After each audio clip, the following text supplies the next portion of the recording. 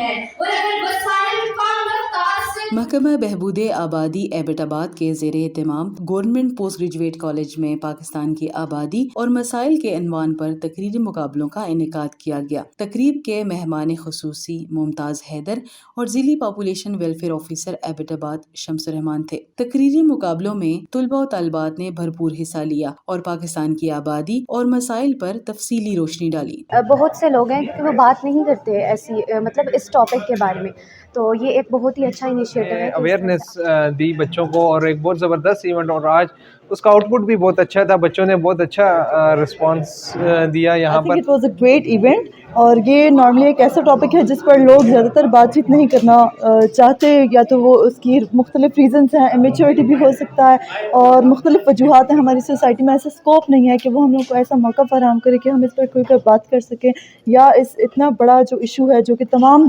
مسائل کی جڑ ہے ملک کی، تو اس پر یہ بات ہو سکے۔ لیکن یہ ایک انتہائی اچھا فائدہ مند ایونٹ ہوا ہے، جس کے ذریعے سے تمام لوگوں کو ایک بہت زیادہ ان کا مائنڈ سیٹ ہوا۔ تقریب سے خطاب کرتے ہوئے گورنمنٹ پوسٹ گریجویٹ کالج کے پرنسپل ممتاز حیدر نے کہا کہ موجودہ دور میں پاکستان کی آبادی تیزی سے بڑھتی جا رہی ہے اور وسائل کم ہوتے جا رہے ہیں۔ ایک جانب ملک میں مہنگائی اور بے روزگاری میں اضافہ ہوا ہے تو دوسری طرف موجودہ صورتحال کو اگر کنٹرول نہ کیا گیا تو حالات انتہائی خراب ہو جائیں گے۔